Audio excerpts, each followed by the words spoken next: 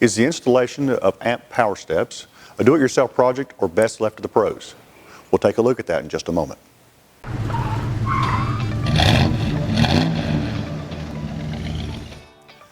Hi, I'm Tim Odom of the AAM Group. I'm not a professional installer.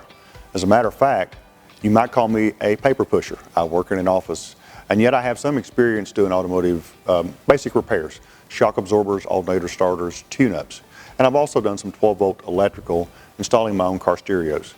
So while I've never made a dollar installing a part, I have a little experience, and AMP research says that these boards require an experienced installer, and I wanted to see if I had the chops to do it. This is my Toyota Tacoma TRD package, which comes with a little bit of an elevated suspension from the factory. I wanted a set of boards for this truck to make it easier to get in and out of at times. What I liked about the AMP Research Powerstep is the fact that it stays tucked away. So in close quarters, in parking, it's not sticking out. But when you're ready to step in and out of the vehicle, the step comes out, is available to you, and then when you close the door, it tucks back away. I also like the LED lighting that illuminates the step pad at night, makes it easier for you to see the step. Just a touch of class. I know folks at AMP, and I know installers and users of the product over the past few years, and they've all told me this is a quality product. They're very happy with the product life. That's why I wanted Powersteps on my truck. The following skills are required to do this installation: mechanical installation and assembly in tight spaces, routing of wires and wiring harnesses, drilling of the body, measuring for location, removing and installing interior trim pieces, and there's quite a bit of 12-volt electrical.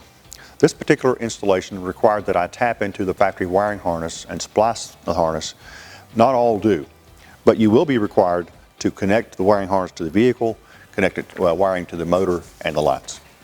I have a pretty good assortment of tools at home, but I found there were a few tool items that may not be in the typical handyman's toolbox that were required to do this installation and to address some complications. The first was a gear wrench. I borrowed this.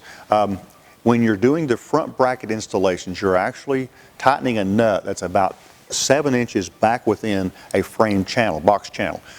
You can't get to that. You have to slide your hand inside the channel and move the wrench just a little bit up and down to make the adjustment you need to tighten it. I found that doing it with the wrench was painfully slow, and especially on the driver's side where you actually have brake lines that are bearing into the back of your hand, it was impossible to do with a ratchet. A gear wrench proved to be very helpful in that installation, as not mentioned in the instructions. One of the things that seemed simple within the instruction was it says to pry up the carpet retaining plugs. And I tried every tool I had to try to pry up those. I had crowbars and hammers and things of that nature, and none of them had an opening wide enough to fit around the base of that plug. I ended up having to borrow a tool for automotive trim. The installation of the LED lighting requires drilling a 19/64" hole in your body, and that's listed in the instructions, but I found that most drill index sets don't have a 19/64 set. Fortunately, I had access to my father's machinist index and it had it, but a 19/64 drill is probably not something that you've got in your home. Also, a heat gun.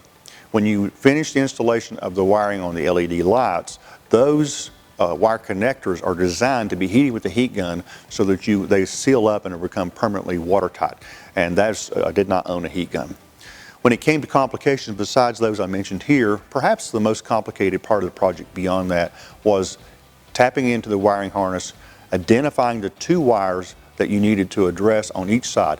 They are color-coded and the instructions are clear about that, but in a bundle of approximately 30 wires, identifying specific wires, pulling them to the top when there's very little room to move, and addressing those was quite challenging. Well, I installed them myself, and I'm very happy with the product and the installation. I can tell you that at times it pushed my limits, and it certainly made me think about calling for help more than once.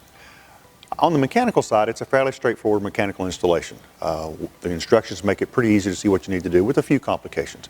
On the electrical side, I could see if you're not comfortable tapping into electrical that you may want to call a professional. And certainly I think a professional probably could have done this job in about half the time that I did.